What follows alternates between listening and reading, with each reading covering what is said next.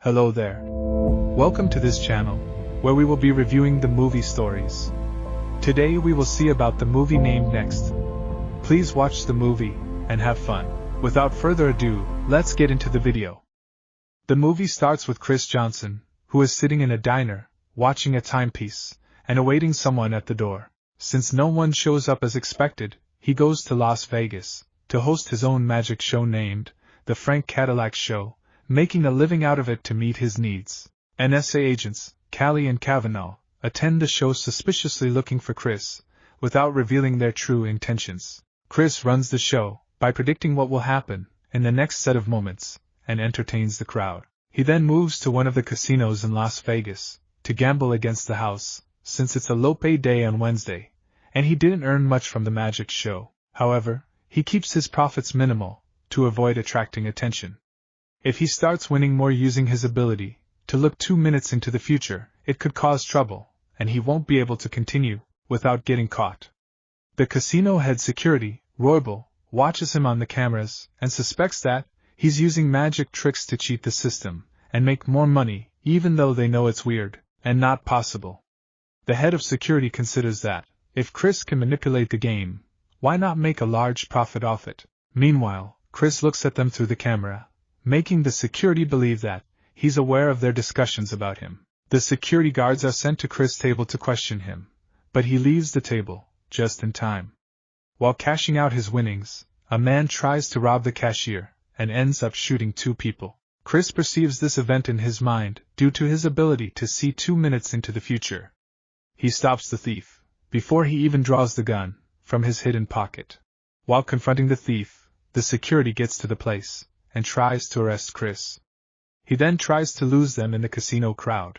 Each and every step to corner Chris in the casino is failed by security guards, where he moves through the crowd by seeing into 2 minutes further in time. Almost as he walks in between the security guards searching for him, he hides in plain sight. He then switches clothes in the restroom and gets into one of the cars that the valets parked in front of the casino. The security guys also chase him in the car, but Chris sees a railway crossing and peers into the future vision, where he gets struck by the train. So he pushes the vehicle further, so that he narrowly misses the train, leaving the security guards behind at the checkpoint. Callie gets to the casino and sees the CCTV footage of how Chris evaded the security guards without getting caught, and she realizes that his ability can be useful for their purposes. She tries to persuade the NSA director to allow her to bring Chris in, so that he can assist them.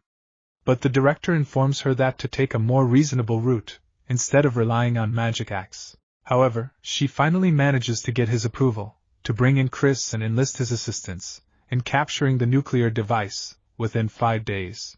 Kavanaugh questions the head of casino security about Chris.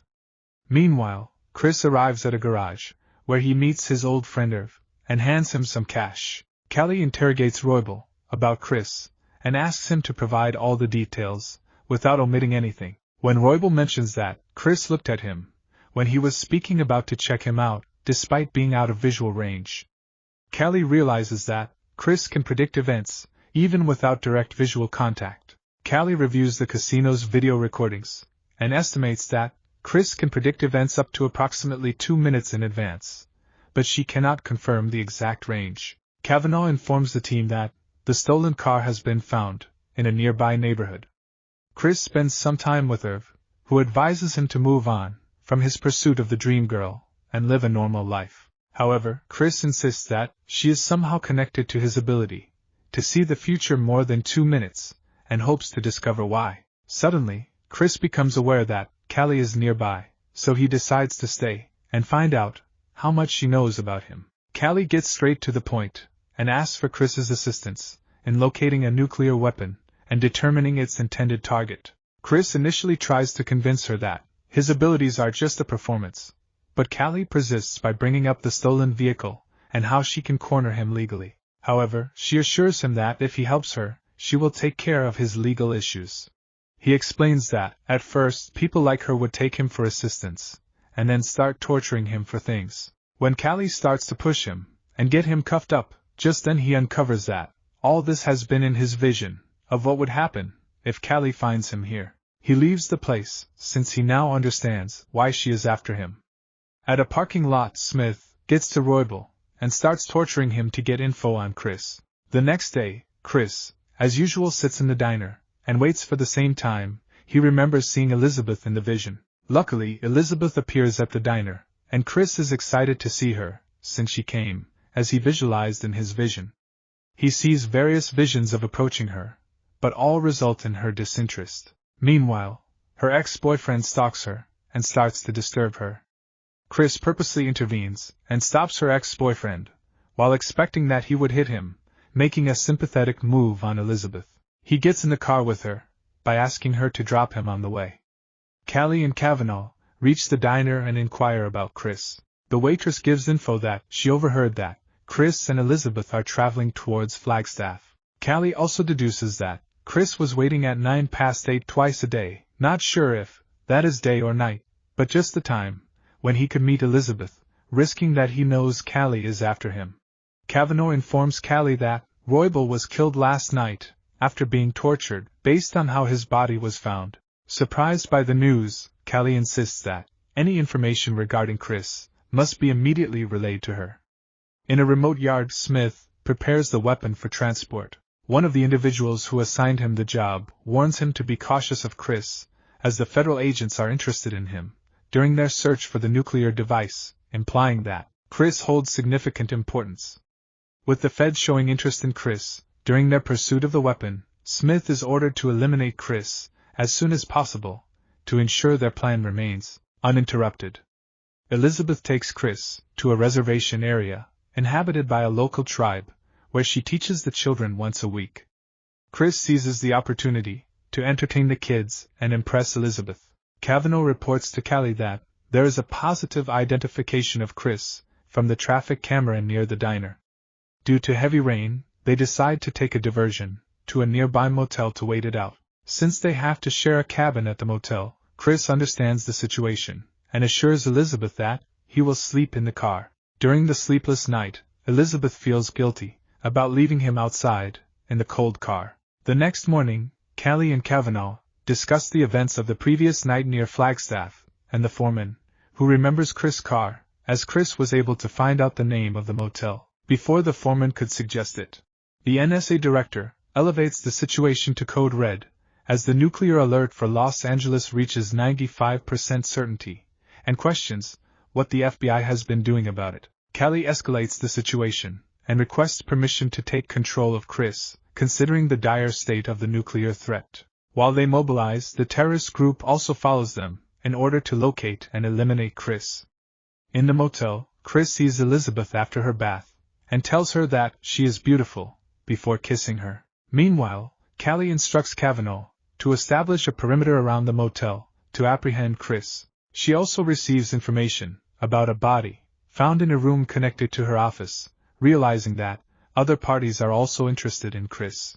Elizabeth goes to a local store to buy groceries, where Callie intervenes and fabricates a story about Chris's condition, labeling it as delusional, to capture him discreetly. Smith's group also notices that the feds are speaking with Elizabeth.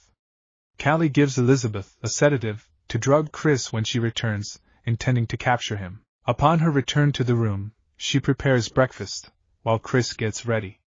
She adds the drug to the juice, while both parties prepare to apprehend Chris once he is drugged. Chris pretends to drink the juice without hesitation, even though he already saw it coming.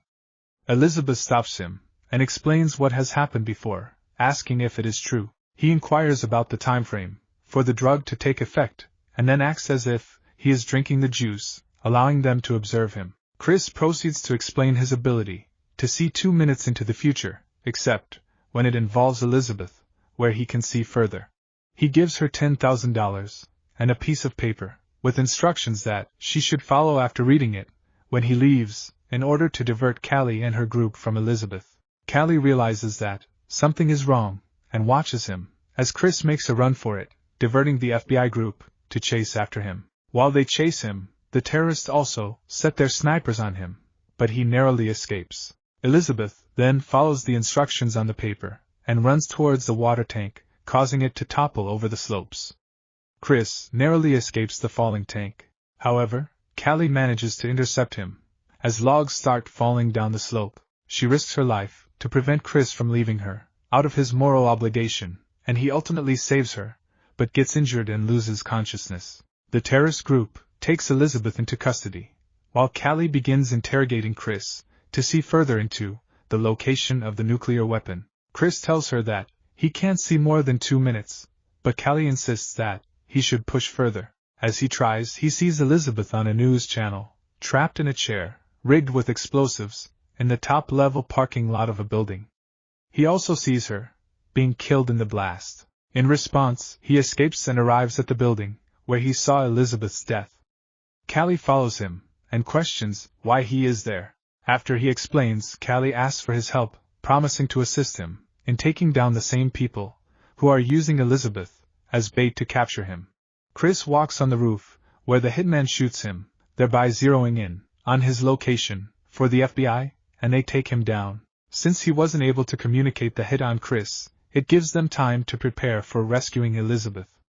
Chris says that, in any scenario, Elizabeth is getting killed, so he looks ahead to see the vehicle number, which drops off Elizabeth on the roof, and Callie calls for a quick search on that vehicle. He then plans out the details of the route the terrorist group will take, and orders the FBI team to do exactly as he says, instead of making their own decisions. FBI vans stop the terrorists before reaching the entrance, and divert them towards the desired position. Chris saves the team multiple times, whenever they are in danger of being shot, thanks to his visions. While the terrorist gang searches for Elizabeth, Chris successfully assists the team, navigating through all the blind spots, and eliminating the enemy group. The terrorist group sets traps as they descend below the container yards, but Chris sees them, and prevents the explosions, by showing the team where they are located. As he moves to another floor, a sniper targets Chris, and kills him. Anticipating this in his visions, he pinpoints the sniper's location, and the group takes him down. FBI continues to clear each level, with Chris splitting his consciousness to simultaneously search for Elizabeth on different floors. Sadly, Kavanaugh is killed during their movement through one of the corners. Finally, they find Smith holding Elizabeth as a human shield. Chris asks Callie that how good she is with her gun, and she assures him that she is very good. He then makes his move towards Smith, comforting Liz that everything will be okay, and suggests that Smith should surrender, since he doesn't see a scenario where it ends well for him. While approaching, Smith shoots at Chris, who evades each shot by using illusions. Eventually Smith's gun runs out of bullets, and he resorts to using explosives. In that moment, Callie takes the shot and kills Smith. Callie urges Chris to look for the nuclear weapon, since it was moved when they started chasing the terrorist group. When Chris looks through his visions, he realizes that he has made a mistake, and the explosion cannot be stopped, as it's already happening. Suddenly, radiation levels spike in the region, and the nuclear explosion occurs, killing everyone in Los Angeles. Just then, Chris wakes up from the bed where he was sleeping with Elizabeth in the motel room, peering of all these events. He calls Callie and informs her that he will help her on one condition. He then tells Elizabeth that he has to take care of something, and asks her to wait for him. He meets Callie, and starts assisting her in finding the nuclear weapon to prevent the explosion from happening. Thank you for watching. If you enjoyed this video, please share it with your friends, give us a thumbs up, and subscribe for more. Your support means a lot and helps us continue creating content. We look forward to seeing you in the next video. Take care.